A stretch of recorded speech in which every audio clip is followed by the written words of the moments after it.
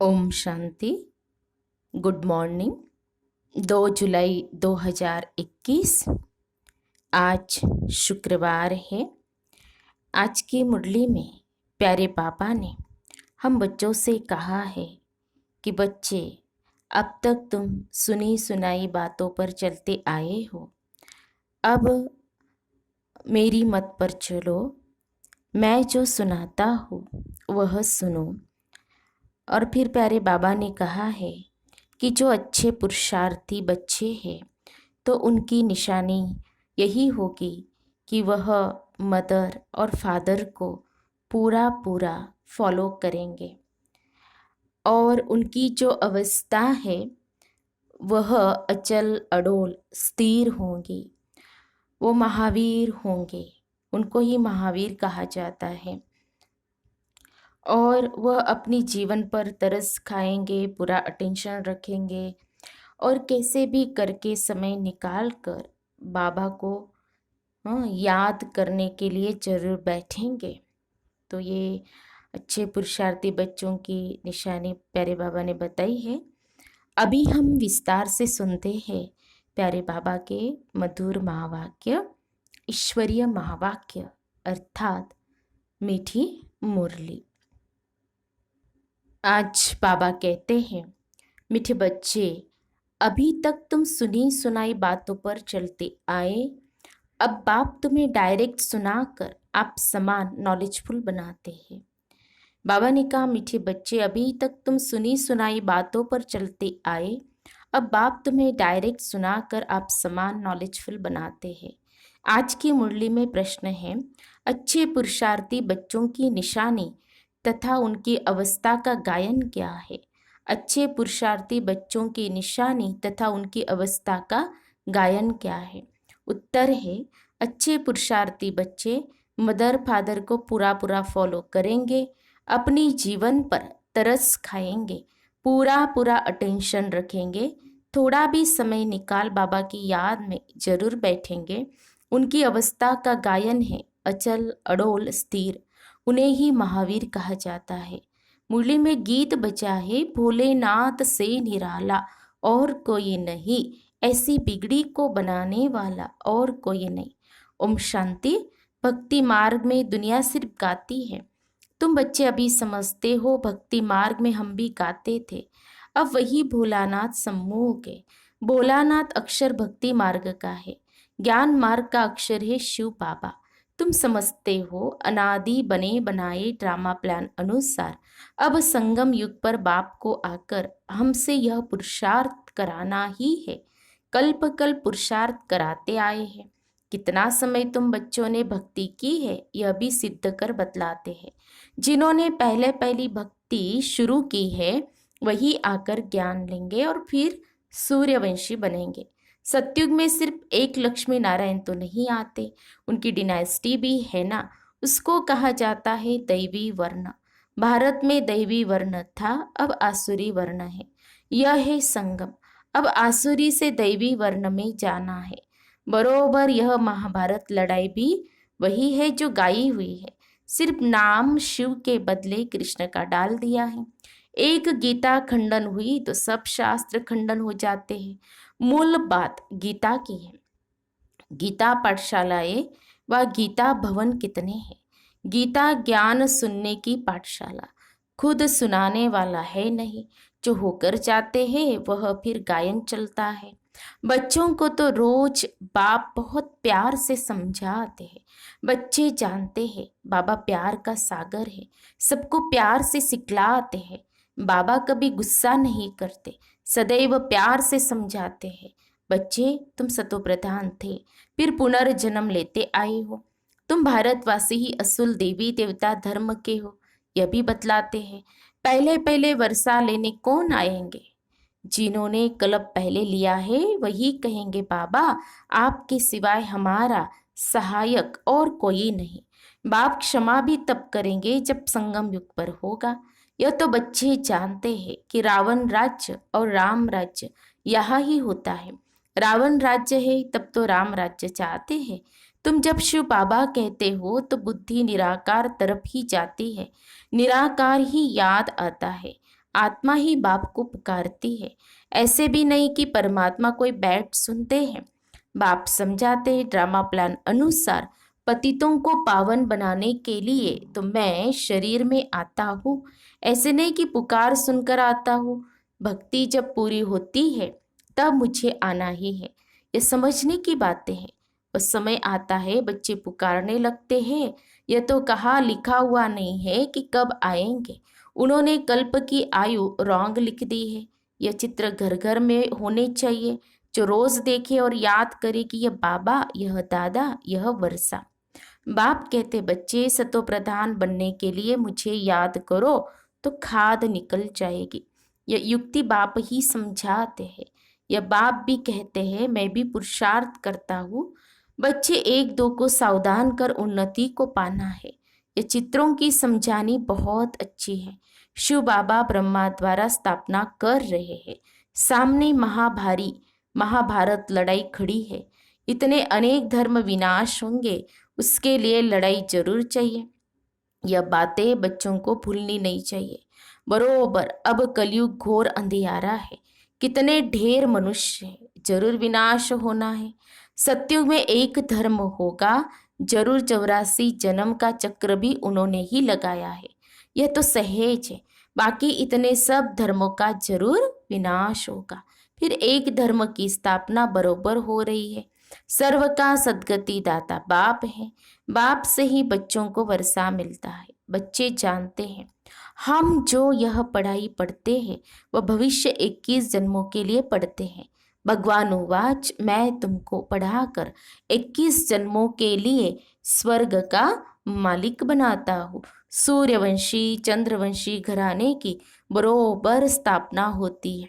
जो जितना पुरुषार्थ करेगा उतना उच्च पद पाएगा। तो शिव बाबा कहते हैं इन मदर फादर को फॉलो करो।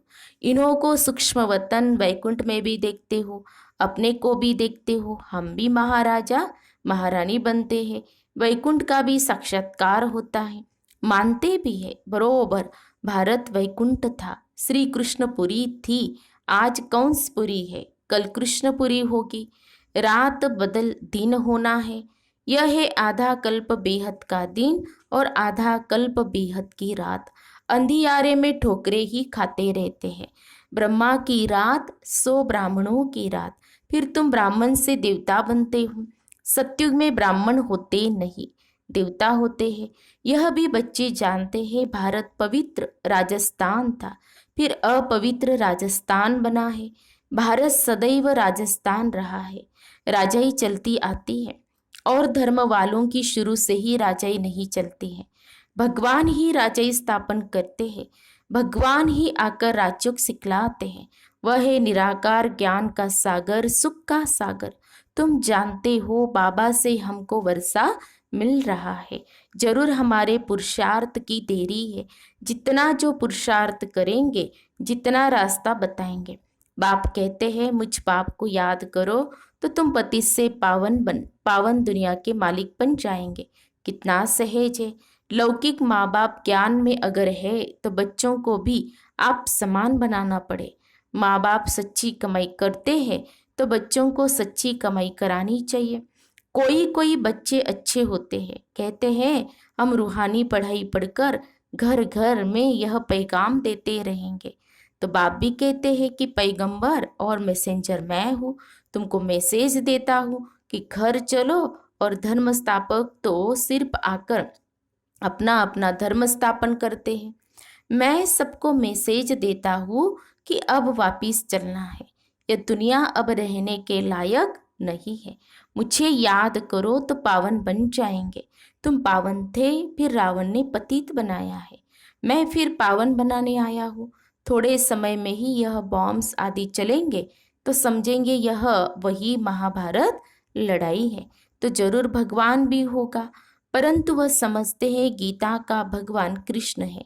कितनी मूंझ है। मूंझे नहीं होते तो भगवान को आने की क्या दरकार। भक्ति मार्ग को भूल भुलैया का खेल कहा जाता है। सबको पता है ना, भूल भुलैया का खेल, रास्ता ही नहीं दिखाई देता है। तो भक्ति मार्ग है भूल भुलैया का खेल।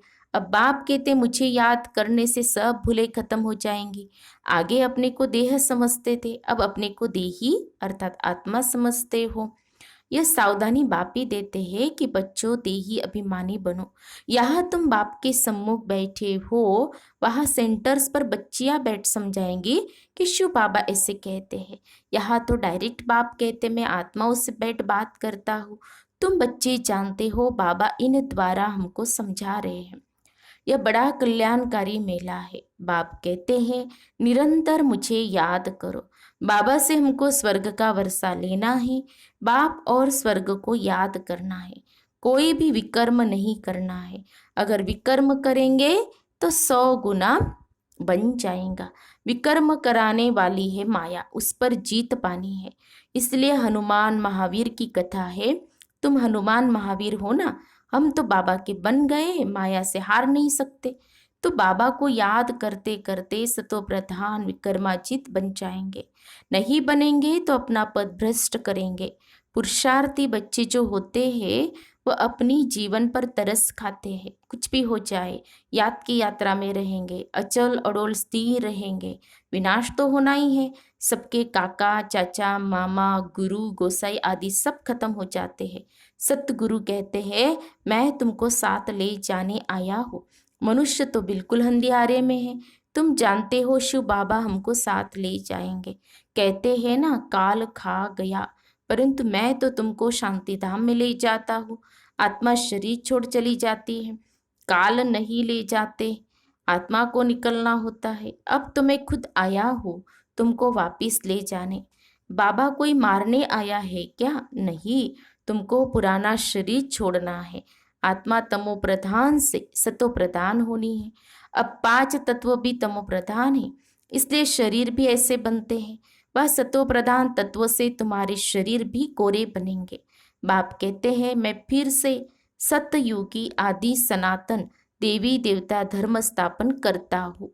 तुमने ही 84 जन्म भोगे हैं। तुम अपने धर्म को भूल गए हो और कोई अपने धर्म को भूले नहीं है। तुम अभी जानते हो हम असुल में देवी देवता धर्म वाले इतने ऊंच से फिर नीच कैसे बने हैं। तो बाप बैठ कल्प कल्प तुमको ही समझाते हैं।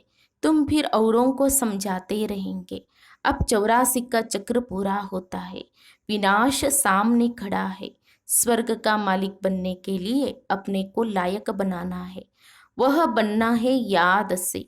सुबह को उठ बाबा को याद करो। बाबा वंडर है, आप कैसे आते हो? गीता में कृष्ण का नाम दे दिया है, परंतु यह तो अब जानते हैं आप सम्मुख बात कर रहे हो वह है सुनी सुनाई भक्ति मार्ग की बातें। अब तो हम आत्माओं को आप बाप मिले हो। आत्मा को बाप मिलता है तो उस प्यार में आकर मिलते हैं। बच्चे बाप के साथ बहुत प्यार से मिलते हैं। यहाँ तो वो निराकार बाप है, गुप्त। इसीलिए बाबा हमेशा कहते हैं इनसे मिलते हो तो शिव बाबा को याद कर मिलो। मनुष्य तो कुछ भी नहीं जानते हैं। तुम्हारे में भी जो कोई जानते हैं मेरा बनकर फिर भूल जाते हैं। देह अभिमान में आ जाते हैं। प्रतिज्ञा भी करते हैं बाबा मैं आपका हो चुका हूँ। मेल चाहे फीमेल दोनों की आत्मा कहती है, परंतु शरीर में है तो मेल कहता है आपका बन चुका हूँ। फीमेल कहेंगी मैं बन चुकी हूँ। बाबा हम आपसे पूरा वर्षा लेंगे, पूरा याद करेंगे। याद बिगर कट निकल नहीं सकती। तमो प्रधान से सतो प्रधान बन नहीं सकते। सतयुग में तुमको अखंड अटल सुख शांति संपत्ति का 21 जन्म राज्य मिलता है। स्वर्ग का रचयिता बाप जरूर अपना वर्षा देंगे। गाते भी है परवाह है पार ब्रह्म में रहने वाले परम पिता परमात्मा की। वह तो एक बार ही आते। यह भी समझने की बातें है ना, कई तो समझते ही नहीं। आगे चल आंख खुलेंगी। थोड़ी बड़ी लड़ाई लगे, वास्तव में यह यज्ञ रचा हुआ है, लड़ाई भी है। इस यज्ञ का किसको पता ही नहीं है। रुद्र ज्ञान यज्ञ रचा ही था कि विनाश हो, वह फिर यज्ञ रचते हैं कि विनाश न हो, शांति हो जाए। यज्ञ फिर भी रचेंगे, उनको यह पता नहीं है कि विनाश होगा फिर क्या रहेगा। अभी तुम बच्चे सारे विश्व के आदि मध्य अंत को जानते हो, सबकी बेहद की जन्म कहानी को जानते हो। ऐसी कोई नहीं है जो कहे कि परम पिता परमात्मा की हम जीवन कहानी बताते हैं। परमात्मा को ही सब बुलाते हैं ना, घड़ी घड़ी याद करते हैं, कहते हैं ना भगवान ने यह बच्चा दिया, यह किया। कोई कोई यह समझते हैं जिसकी वस्तु थी उसने ले ली। ऐसे भी कोई समझदार पुरुष होते हैं। अनेक प्रकार के मनुष्य हैं। अब तुमको बाप मिला है तो बाप को ही याद करना है। याद से ही कमाई होती है। तुम विष्णुपुरी के मालिक बन जाएंगे। तुम सतयुग से लेकर कलयुग अंत तक सारे चक्र को जानते हो। तुम्हारी बुद्धि में हूबहू ऐसा है जैसे बाप की बुद्धि में है। इसीलिए उनको ज्ञान का सागर नॉलेजफुल कहा जाता है। अभी तुम बाप से वर्षा ले रहे हो। तुम बच्चों को अचल स्थिर रहना चाहिए। ऐसे नहीं कि माया घड़ी घड़ी आकर डोलायमान करे। शर्म बुटी छुईमुई नहीं बनना चाहिए। बाप को याद नहीं करने से मुरझा जाते हैं। बाप को याद करने का पुरुषार्थ तुम कर रहे हो। समय नजदीक आएगा, फिर तुम देखेंगे हमारा पुरुषार्थ अब पूरा हुआ, अंत आ गई। अच्छा, मीठे मीठे सिक्के लदे बच्चों प्रति माता पिता बाप दादा का याद प्यार और गुड मॉर्निंग। रूहानी बाप की रूहानी बच्चों को नमस्ते। हम रूहानी बच्चों की रूहानी बाप दादा को याद प्यार और नमस्ते नमस्ते। ओम शांति ओम शांति ओम शांति। गुड मॉर्निंग बाबा। शुक्रिया बाबा, थैंक्स बाबा, पद्मा पदम शुक्रिया बाबा आपका। धारणा के लिए मुख्य सार। आज की मुरली का सार 2 पॉइंट में। पहली पॉइंट है, रूहानी पढ़ाई पढ़कर सच्ची कमाई करनी और करानी है। घर चलने का मैसेज सबको देना है। अब कोई भी विकर्म नहीं करना है। दूसरी पॉइंट, सवेरे उठकर प्यार से बाप को याद करना है। छोटी मोटी बातों में छुई मुई नहीं बनना है। अवस्था को अचल अडोल बनाना है। वरदान है आज की मुरली में प्यारे बाबा का, चेकिंग करने की विशेषता को अपना निजी संस्कार बनाने वाले महान आत्मा भव। चेकिंग करने की विशेषता को अपना निजी संस्कार बनाने वाले महान आत्मा भव। स्पष्टीकरण है, जो भी संकल्प करो, बोलो, कर्म करो, संबंध व संपर्क में आओ, सिर्फ यह चेकिंग करो कि यह बाप समान है। पहले मिलाओ फिर प्रैक्टिकल में लाओ। जैसे स्थूल में भी कई आत्माओं के संस्कार होते हैं, पहले चेक करेंगे फिर स्वीकार करेंगे। ऐसे आप महान पवित्र आत्माएं हो तो चेकिंग की मशीनरी तेज करो, इसे अपना निजी संस्कार बना दो। यही सबसे बड़ी महानता है।